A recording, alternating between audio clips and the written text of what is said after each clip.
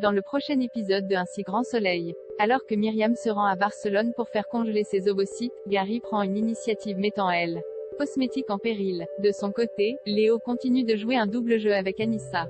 Attention, les paragraphes qui suivent contiennent des spoilers sur l'épisode d'Un si grand soleil diffusé samedi soir sur France 2.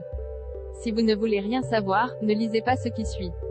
Samedi 26 février dans Un si grand soleil. Yasmine est en danger continuant d'utiliser Yasmine comme nourrice pour son trafic de drogue, Moreau l'appelle pour l'avertir d'une nouvelle livraison le soir même à 18h. Gérald insiste pour venir avec elle afin de la protéger en cas de danger, et lui demande à l'avenir d'imposer cette condition à Moreau pour continuer leur marché. Mais Yasmine refuse, sachant qu'il est impossible de négocier avec ce genre de personnes. Pendant ce temps, Anissa se rend au parloir pour voir Driss. Alors qu'elle lui raconte avoir commencé un stage dans un cabinet juridique, son frère est préoccupé par la dispute qu'il a eue avec leur mère quelques jours plus tôt. Très inquiet à son sujet, il redoute qu'elle se fasse arrêter mais n'en dit pas plus à sa sœur.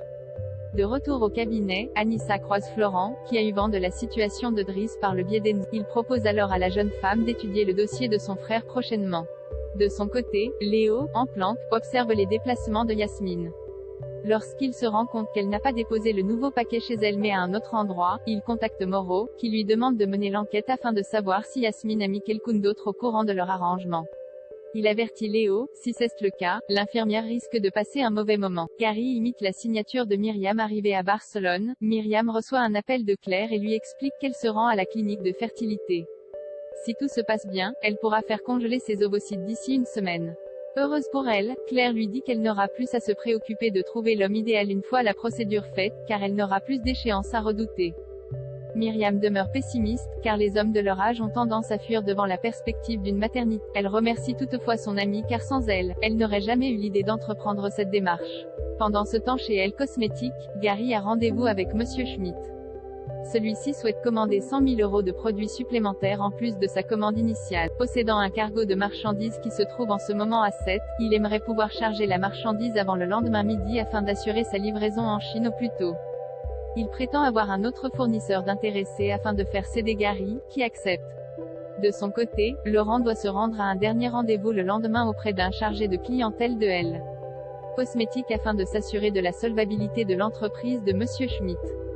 Gary lui demande d'accélérer les choses, mais en raison du décalage horaire de 7 heures avec Pékin, ils sont bloqués. Laurent ne peut rien faire de plus, et il sera trop tard le lendemain matin car ils doivent transférer le contrat à Myriam pour le faire finaliser. Gary, qui s'imaginait déjà offrir à sa fille un beau voyage pour les vacances de Pâques avec la prime qu'il décrocherait, reproche à Laurent de vouloir faire capoter la signature du contrat pour l'atteindre. Décontenancé, Laurent lui assure que ce n'est pas le cas. Gary tente de joindre Myriam, sans succès. Il contacte alors Elisabeth pour lui faire part de la situation, et lui explique que Laurent tente de bloquer la signature du contrat pour empêcher Gary d'obtenir une prime, à cause d'un motif privé.